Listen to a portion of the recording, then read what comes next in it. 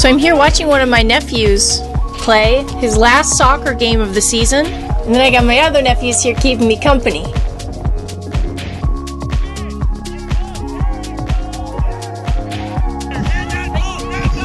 I be in the video?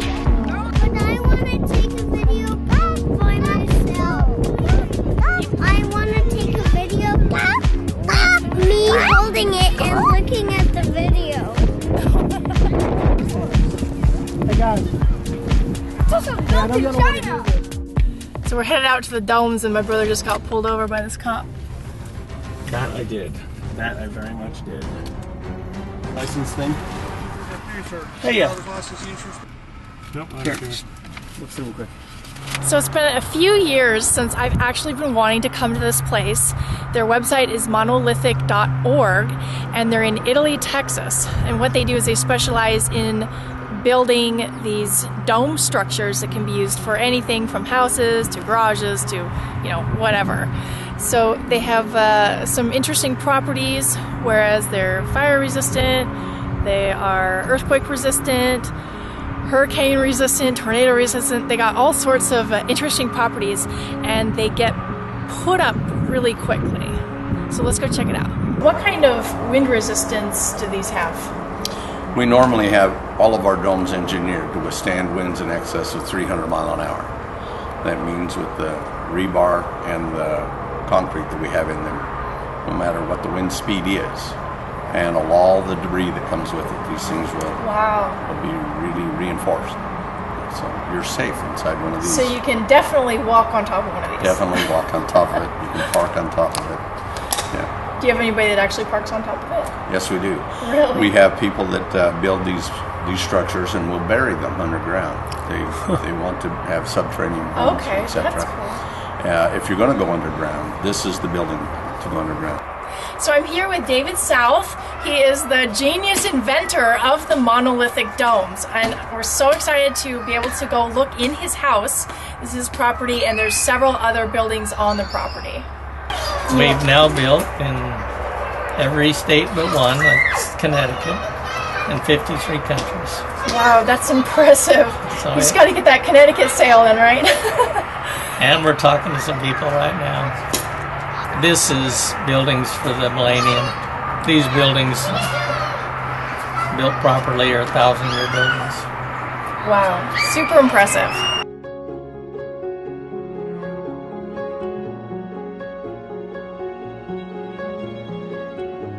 So if you have the dome and then you put the walls in, they don't have to be, you know, they don't have to bear any weight. And so you can keep them open like this. And something clever that they've done is added lighting on the top, which significantly illuminates the whole house.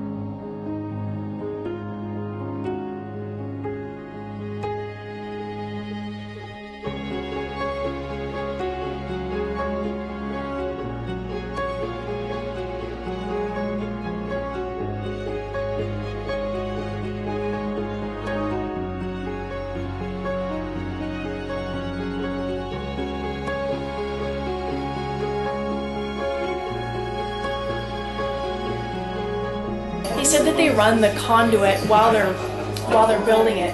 So they'll have everything wired, and then they'll put the final concrete on the inside. And the same thing happens with the plumbing underneath the ground, just like in a regular home.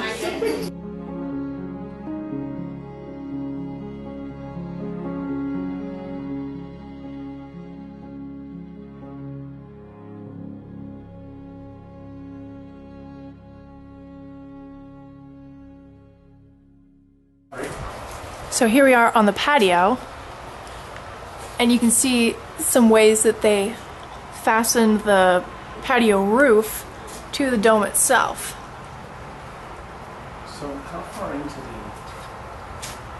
the studs that hold those beams? And this was just a tin roof before that would get really hot, and they sprayed it with polyurethane, and this is what they spray on the domes before they put the rebar and then the concrete.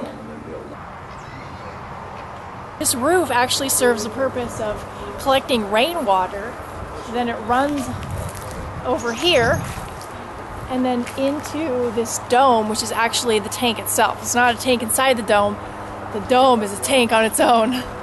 So the way that they actually put these buildings up is they use like a big balloon of this material, and it's a polyester scrim with PVC to fill it out to make a little textile. And then they blow it up in a balloon, and then on the inside of the balloon, you can see here, this would be the outside if it was a balloon. And then they spray about 4 inches of polyurethane, and then depending on where in the house, whether it's at below the windows, at the base of the building, it'll be about 4.5 to 5 inches. And as they go up past the windows, then they can do about 2.5 inches. And then there is a steel rebar every 12 to 14 inches to help maintain the structure.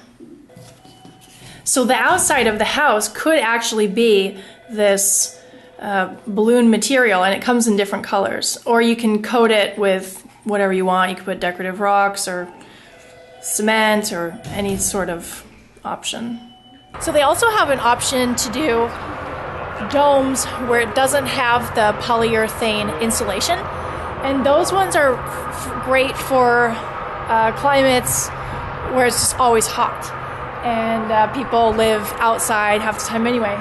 And so when they do that, they actually do the balloon on the inside and then build on the outside of the balloon, versus the other way. If you want insulation, you blow up the balloon and then put the insulation on the inside. So because this is just an outside structure, you can see that you can see where the balloon is. These are the seams of the balloon, and you can see the actual balloon material that is still there. And then this building, which has obviously the insulation because it's used as a residence, you can see the balloon is still on the outside of the whole building. Because of the cement and the polyurethane insulation, the R value on these buildings is about 100.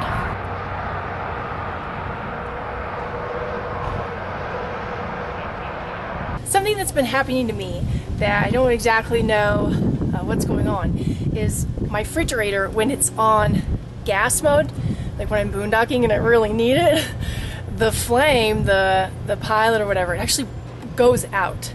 And luckily there's when it goes out, it'll automatically try to turn itself on by, sending the clicks to try to get the gas to ignite. And it's done this when it was low, and I thought, oh, the propane was low, and I thought maybe that's the propane just being low. Filled it up, it still does it. Then I thought, hey, maybe it's because I've been in windy situations, and I've gotten to very non-windy situations, and it still goes out. And the great thing is, at least it tries to turn itself back on, and it does successfully turn itself back on. The other good thing is it does it enough that it actually does maintain the temperature of the refrigerator. Well, when I look at the manual, I thought maybe it's supposed to do this, turn on and off, like a compressor. But it doesn't appear that that's supposed to be the case, but just by reading the manual.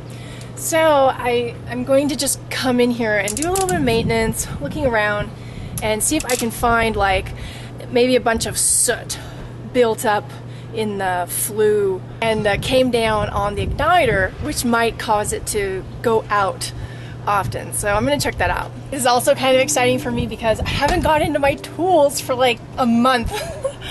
So it's pretty exciting to get back into my tools. I definitely enjoy that. Plus, check out here, I got my little HVAC assistant over there. He's telling me what to do. He's telling me not to worry.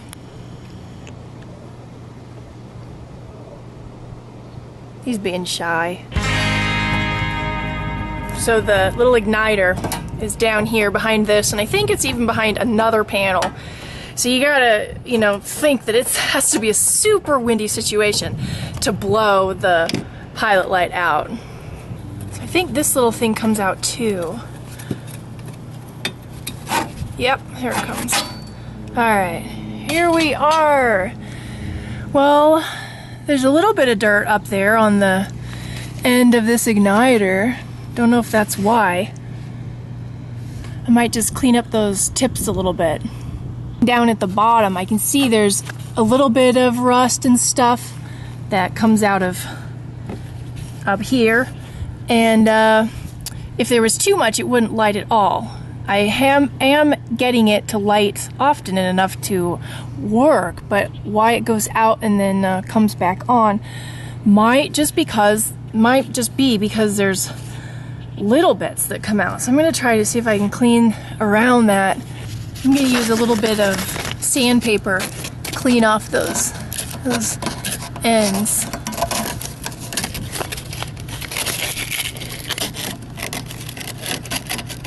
Did a little bit of scraping, and now I'm going to take some compressed air, just blow in there. Got it started by pressing the button inside in the refrigerator. Starts fine.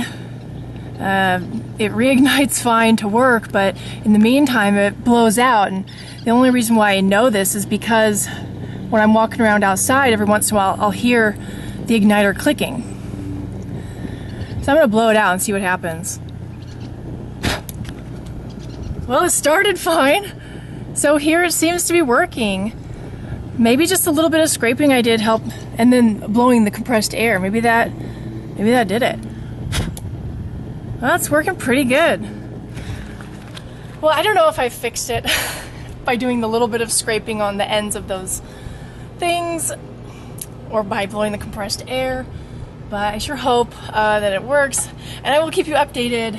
Fingers crossed that the little bit of maintenance cleaning did fix it.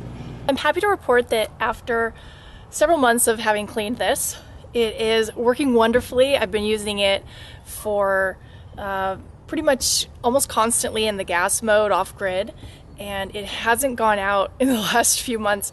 Right after I cleaned it, I did still have a few times where it would go out and then, you know, try to click for a while until it got on, but probably after a few weeks of it still doing that after cleaning, it hasn't done it since.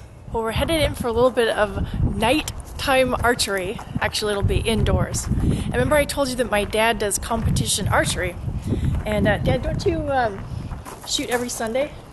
Yeah, well, I try to shoot every day, but I have a league that I'm practicing in every Sunday, getting ready for the Vegas shoot. It's an international shoot.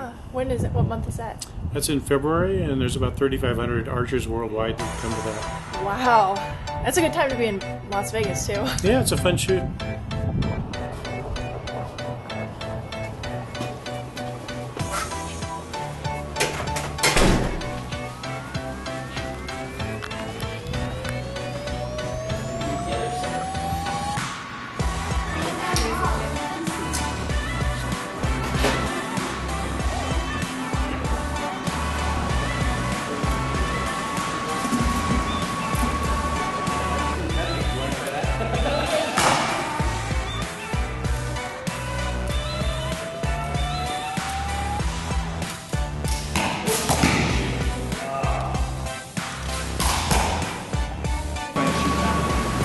My brother's always got to be a little different. He has a homemade bow. Actually, he has 3 homemade bows, but only one has a string on.